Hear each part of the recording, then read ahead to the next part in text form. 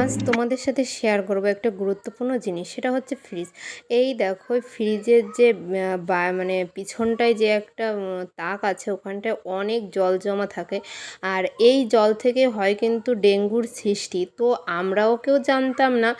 দেন একটা দিদিভাই এসে বলল যে তোমাদের ফ্রিজের যে ডাব্বাটা আছে ওটা পরিষ্কার? তো আমরা বলছি হ্যাঁ।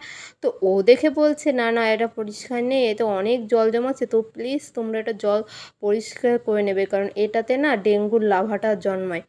তো আমরা তো কেউই জানতাম না, আমাদের ফ্রিজ কেনা অনেক বছর হয়ে গেছে। তো তারপরে এই দেখো আজকে এখন ফ্রিজটাকে পরিষ্কার করা হচ্ছে। আর প্লিজ তোমরা তোমাদের বাড়িতে যাদের যাদের ফ্রিজ আছে, প্লিজ তোমরা একটু পরিষ্কার করে নেবে। যেহেতু যাদের বাড়িতে বাচ্চা আছে তাদেরকে বিশেষ করে বলবো যে ফ্রিজটাকে এই যে জলটা থাকে পিছনটায়, এই জলটা বের করে নেবে, কারণ এই জল থেকে ডেঙ্গুরই সৃষ্টি হতে পারে।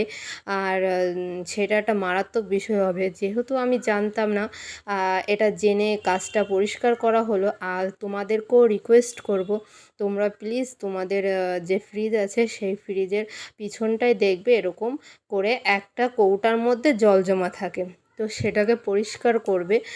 সবাই সুস্থ থাকার জন্য এটা করা খুবই দরকার। আর তোমরা প্লিজ তাড়াতাড়ি করে করো, কারণ এটা খুবই দরকারি। আর যেহেতু আমার বাড়িতে দুটো বাচ্চা আছে, তো আমি তো প্রথমে শুনে না ভীষণ ভয় পেয়ে গিয়েছি। তো তার জন্য দেখো আমি পরিষ্কার করতে বসে পড়ছি, তাই দেখো এতটা জল বেরিয়েছে। তো তোমাদের কাছে এটাই রিকোয়েস্ট, আজকের মতো টাটা, দেখা হবে নেক্সট ভিডিওতে।